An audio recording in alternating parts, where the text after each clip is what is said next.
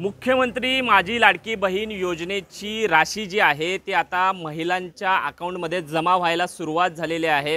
खरं तर रक्षाबंधनाचा कार्यक्रम अवघ्या काही दिवसांवर येऊन ठेपला आहे आणि त्याच्या अगोदरच बहिणींना त्यांची ओवळणी जी आहे ती मिळालेली आहे। आपल्यासोबत काही लाभार्थी महिला आहेत, आपण त्यांच्याकडनं जाणून घेऊयात। ताई, काय सांगाल आणि काय दाखवाल, नेमकी किती राशी जमा झालेली आहे आणि कशा पद्धतीने तुम्ही फॉर्म भरला होता आणि कशा पद्धतीने तुम्हाला याचा लाभ झालेला आहे? सर, काही दिवसापूर्वी इकडे शिबिर राबवण्यात आले, त्यात मी लाडकी बहीण योजनेचा फॉर्म भरला होता। तर तो मेसेज मला आज स्वातंत्र्य दिनाच्या दिवशी आज 12:56 मिनिटांनी आलेला आहे। आणि हे सर्व शक्य झालं ते आमचे देवेंद्र फडणवीस भाऊ, विजयकुमार देशमुख भाऊ आणि एकनाथ भाऊ यांच्यामुळे शक्य झालं सर। आणि हे असेच सरकार कायम राहण्यात यावे आणि आम्हाला गरिबी बहिणींना असा संसारात आम्हाला 1500 रुपये त्यांचा हातभार लागला आणि आमचे असे संसार त्यांच्या 1500 रुपयामुळे चालू राहतील सर। ताई, विरोधकांकडनं टीका होते 1500 रुपये म्हणजे ही खूपच तुटपुंजी मदत आहे असं म्हटलं जात आहे। मात्र रक्षाबंधनच्या अगोदरच तुम्हाला ओवळणी मिळालेली आहे, कशा पद्धतीनं बघताय या ओवळणीकडे?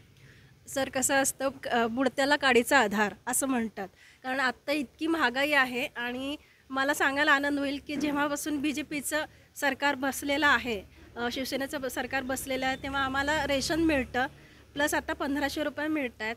गॅस आम्हाला वर्षातून 3 फ्री मिळणार आहेत। तर म्हणजे एक बुडत्याला काडीचा आधार जसं मी म्हटलं त्या पद्धतीनं नॉट बॅड की हे 1500सुद्धा खूप मोलाची भेट आहे आमच्यासाठी। या 1500 रुपयाचा उपयोग आता तुम्ही तुमच्या दैनंदिन जीवनामध्ये कशा पद्धतीनं कराल, कशा पद्धतीनं मदत याची तुम्हाला होणार आहे? ॲक्च्युली कसं आहे की आता शेतकऱ्यांचा खूप मोठा प्रश्न आहे। जेव्हा आता आम्ही भाजी खरेदीला जातो तेव्हा आम्ही किचकिच करणार नाही, 2 पैसे वाचवायचं बघणार नाही, तो जो रेट सांगतो त्या पद्धतीनं देऊ। आणि कसं की सकस आहार आम्ही घेण्याचं बघू, पालेभाज्या वगैरे, आणि कुटुंबाच्या काहीतरी एक चांगल्या ह्याच्यासाठी आम्ही नियोजन करू। आणि हे आमचे हक्काचे पैसे आहेत, तर त्यासाठी आम्ही स्वतःसाठीही काहीतरी सेविंग करूस। ताई, काय सांगाल, तुम्हालाही लाभ झालेला दिसतोय, कशा पद्धतीनं लाभ झाला आहे आणि ह्या राशीचा उपयोग तुम्ही तुमच्या दैनंदिनच्या जीवनामध्ये कशा पद्धतीनं करणार? नमस्कार। प्रथमतः मी मुख्यमंत्री साहेबांचे आभार मानेन की आमच्या महिलांसाठी त्यांनी राखी पौर्णिमेच्या आधी जे आम्हाला ओवळणी जी दिली आहे आणि म्हटल्यासारखं आम्हाला मिळालं आहे पण। आणि मुख्यमंत्री लाडकी बहीण योजना ह्या आमदार साहेबांनी जे आमच्यासाठी राबवलं होतं की आमच्या भागामध्ये हे म्हणजे शिबिर राबवलं होतं, त्या शिबिरामध्ये आम्ही त्या शिबिराचा लाभ पण घेतला आणि त्याचा पहिला हप्ता 3000 रुपये असे कुल राशी माझ्या अकाउंटमध्ये जमा झालेले आहे। तर त्याचा उपयोग मी मुलांच्या शिक्षणासाठी, शक्यतो खरं म्हणलं तर मुलाच्या शिक्षणासाठी उपयोग करेन त्याचा। आणि हे जे आहे ते असंच दैनंदिन म्हणजे असंच चालू राहावं भविष्यामध्ये, म्हणजे आम्हाला असंच चालू राहावं, आमच्या मुलांच्या शिक्षणासाठी आम्हाला हातभार लागावा असाच।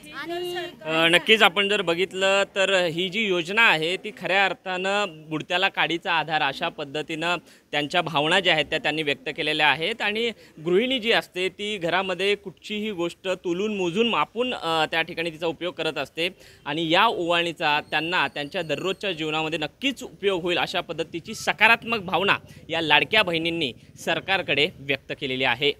विश्वभूषण लिमये, साम टीव्ही न्यूज, सोलापूर।